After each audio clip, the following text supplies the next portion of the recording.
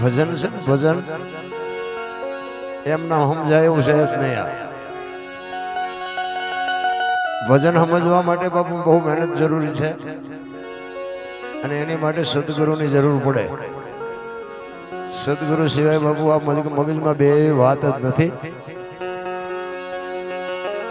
અને જેને સદગુરુ મળી ગયા અને જેને નક્કી થઈ ગયું ને એને કાંઈ વાલું લગાડ્યું જ નથી. અને આપણને અત્યારે ભગવાને એટલી બધી સુખ સાહેબી સંપત્તિ આપી છે ને એટલે આપણે આ કરી હકવાના નથી. એ વાત પાકી છે. કારણ કે આમાંથી હું શું માથું જ નથી કરી એકદમ ભજન કરો ચારે એટલે આ થઈ શકે એવું નથી. એની માટે તમારી પાસે પૈસા હોય ને બાપુ બધી સંપત્તિ તમે ભેગી કરી શકો. મકાન બનાવી શકો, ગાડીઓ લઈ શકો, બેંક બેલેન્સ કરી શકો, ઘરેણા લઈ શકો, બધું લઈ શકો. ગમે એટલા રૂપિયા હોય તો ભજન ન શીખી શકો. એની માટે તો કંઈક આખી દુનિયા બીજી હોય. અને આ એમ નામ જો સમજાય જતું હોત ને તો બધા 2-2 લાખ રૂપિયા રોજ જઈને લઈ આવે. ના, એવું નથી. ભજન છે જુદી બાબત છે. ભજન સમજવા માટે બાપુ સદગુરુનું શરણ જોવે. બુદ્ધિનો વિષય નથી, વિજ્ઞાનનો વિષય નથી, પૈસાનો વિષય નથી. આ બધા બુદ્ધિના બારણા બંધ થઈ જાય ને તમારું નોલેજ જેથી કામ કરતું બંધ થાય ને પછી આનો ગણે મંડાય. ભજન આખી બાબત છે. હું તમને એક વાત કરું કે ભોળાનાથનો દીકરો ગણપતિ, ગણપતિનું માથું કે ભોળાનાથે કાપ્યું અને હાથીનું લગાડ્યું. ફોટામાં જોઈએ છે, મૂર્તિમાં જોઈએ છે ને આપણે. તે હું એમ કહું છું કે કાપ્યું ત્યાં જ નહીં પડ્યું હોય, હાથીનું શું કામ કાપીને લગાડ્યું છે? હાથીનું કાપીને લગાડી શકે તો કાપેલું ત્યાં જ પડ્યું હોય છે નહીં કે આખું નહીં વી ગયું હોય. એ નો ચોટાડી શકે. છે વાત હોય 100% સાચી છે કે હાથી નો જ લગાડ્યું તો આધુનિક યુગ છે. ખોટું ન હલવા દે આ દુનિયા. તમને કહી 100% સત્ય છે. હાથી નો જ લગાડ્યું છે પણ આપણા ચકડા ગઈ ગયા એટલે નથી સમજાતું. એની માટે સદગુરુ જોવે.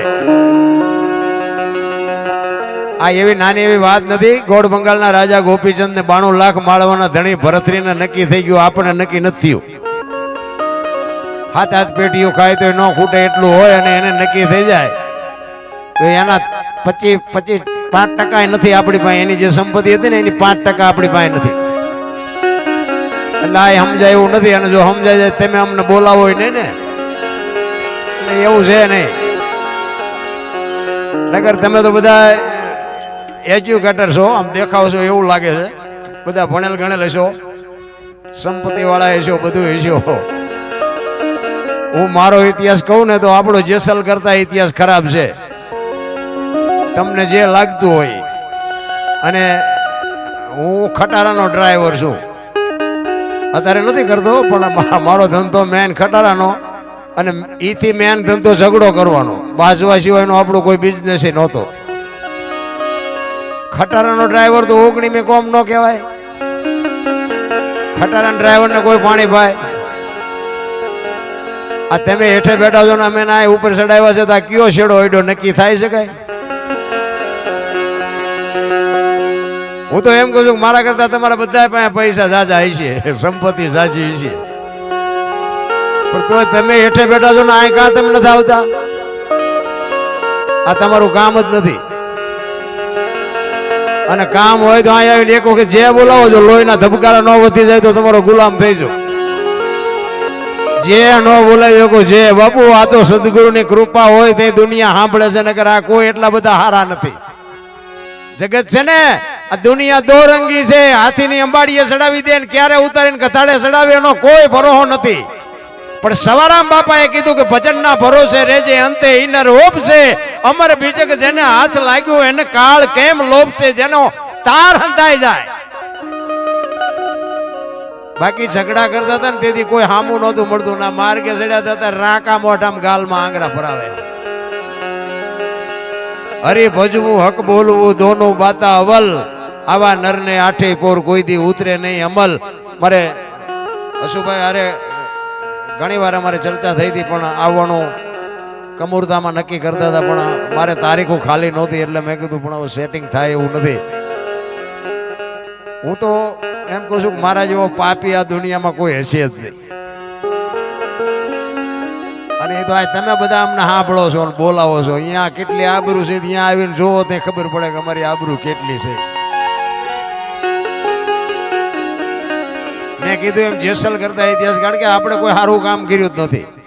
કોઈ મંદિરે નથી ગયો ને સીતારામે નથી કર્યા ને ક્યાંય કોઈ 10 રૂપિયા આપ્યા નથી. આપણે કઈ સારું કામ કર્યું જ નથી.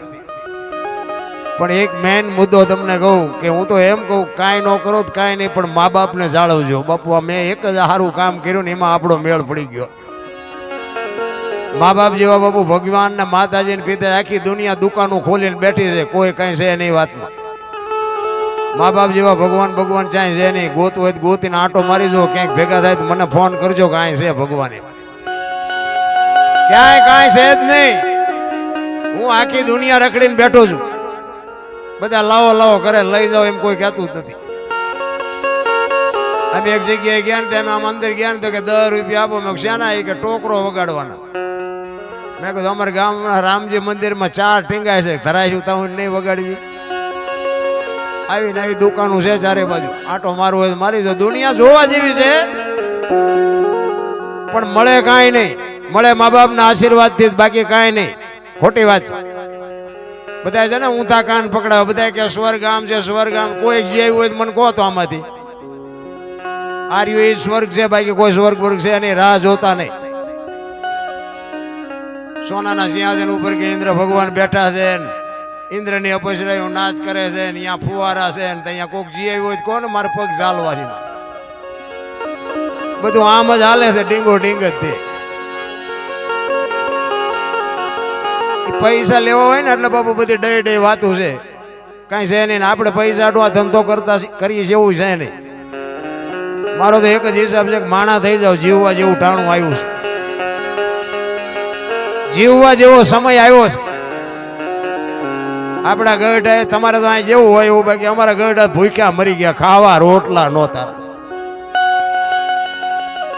થીગડા ઉપર થીગડા ઢબકારીને બાપુ કપડા પહેર્યા. કોઈ થીગડા વાળું પહેર્યું હોય તો મને દેખાડો તામાં. કાજુ બદામ ની છોકરા ઓગઠું કરે. બોલો આપણને એમ તો ખરું જીવવા જેવું નથી આવ્યું. ઓલા કાગળિયા વીણતા હોય ના હાથમાં 25,000 ના મોબાઈલ. મને તો હું તો એકલો ચારેક વિચાર કરું મારે બેટું આમ તો જુઓ સમય આવ્યો છે.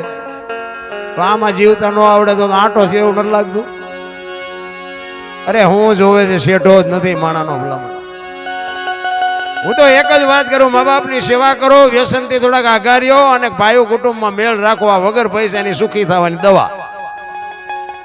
બાકી દાણા બાણા જોવરાય કઈ મેળ પડે એવું નથી. જોવરા હોય જોવરાવજો. દાણા જોવરાય દુઃખ ન મટે બાપુ.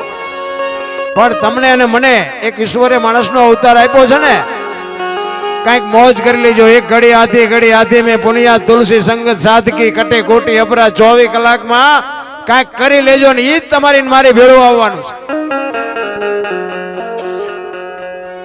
બંગલા ગાડીઓ બાપુ નોકર ને ચાકર ને બધું હોય છે, બાકી ભેગું કઈ ન આવે.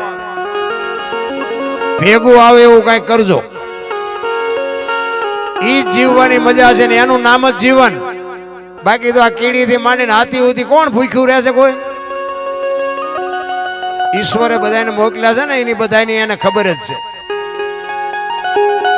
પણ આપણે તો કાલ આટલા પૈસા ઢેડ્યા હોય કે આજ આટલા કર્યા, કાલ આટલા હતા આજ આટલા વધ્યા, કાલ આટલા હતા આજ આટલા વધ્યા. ઓલો ઉપર બેઠો ગણે છે કાલ તારા શ્વાસા આટલા હતા ને આટલા ઘટ્યા, આટલા હતા ને આટલા ઘટ્યા. એનો હિસાબ ઈ રાખવાનો છે. ગંગા સતીની વાણી બાપુ હિસાબ મારે છે. 21,600 શ્વાસા બાપુ તમારા મારા એમ નામ જાય છે. સ્વર છે ને એ જ ઈશ્વર છે, બીજો ઈશ્વર કઈ છે નહીં. મને તમારામાં ઈશ્વર દેખાય છે, તમને મારામાં ન દેખાતો હોય તો તમારો પ્રશ્ન છે. મને તો એમ થાય કે હું અહીંથી બોલું છું મારો ભગવાન બેઠો સામે સાંભળે છે. બાકી ઈશ્વર કોઈને મળ્યો હોય ને ક્યાંય ભાડ્યો હોય કોઈ તો મને ભેગો થયો હોય તો કોણ કે ઈશ્વર વ્યાપક નિરંજન નિરાકાર છે બાપુ. આપણા જેવો છે જ નહીં. બધા આપણા ઘોડે ગોતે છે. એક બેન કોઈ દીકરી કે બાપુ રોડ માથે હાલી જતી હોય અને કોઈ લુખો લપંગો માણા એનું બાવડું પકડે અને ખેતરમાં કોઈ ખેડૂત પાણીના નાકા વાળતો હોય અને ત્યાંથી પાવડો લઈને દોડે અને એ દીકરીને મુકાવે તો નથી લાગતું કે રામાપીર પોતે આવી ગયા હોય એવું નથી લાગતું? હે ભોળો નાથ આવી ગયો એવું નથી લાગતું? આપણે તો ઘોડા ઉપર બેહીને આવે તો જ માનીએ. લીલા લીલા લુગડા પહેર્યા હોય ને હાથમાં ભાલું હોય ને ધજા હોય તો જ રામાપીર હાચા એમ? ગોતવાનું છે કંઈક જુદું, ગોતે છે માણા કંઈક જુદું. અરે બાપુ, જીવવા જેવું ટાણું આવ્યું છે, મોજ કરી લ્યો. હળવા કોઈની માથે વજન છે ને લઈને ફરે બધા. મેં મકાન બનાવ્યા ને હું ટ્રેક્ટર લઈ આવ્યો ને મેં કારખાનું કર્યું ને મેં આ કરતા જાવતા લેતા જજો ને બીજા વાપરશે. અરે શું ભલા માણા કાંઈ લાવ્યા નથી અને મારું મારું મારું તમે જોવો તો ખરા. એટલી બધી ભૂખ. એક માણા 5-25 રૂપિયા હાટું માણાને માણા મારી નાખે. એક વેચ જમીન હાટું હગો ભાઈ હગા ભાઈને મારી નાખે. આપણને એમ થાય ખરું શું આ બધું હાલ્યું છે, કઈ સમજાતું નથી રામ. મહાપુરુષોએ તમને કીધું જેની માથે ઈશ્વરની કૃપા છે, જે ઈશ્વર બાપુ જેની માથે દ્રષ્ટિ છે, જેનું જીવન શુદ્ધ છે ને એનો બાપુ ઈશ્વર આંગળી પકડે પકડે ને પકડે, પણ વિશ્વાસ હોય તો. બાકી એવું હાવ નકરું નાખી દીધા જેવું નથી. અને ભક્તિમાં કસોટીઓ તો આવવાની, કારણ કે હોનાની જ કસોટી હોય, લોઢાની ન હોય. એટલે પીયાવું તો પડે. પણ એટલા માટે એક વાણીમાં સંત કહે છે કે જેની માથે હરિનો હાથ છે ને ભાઈ, એને આ દુનિયામાં બાપુ કોઈ હજી આંગળી હલાવી નથી કર્યું. હરિ ઉપર જેનો ભરોસો છે, મારો કહેવાનો મિનિંગ એ છે.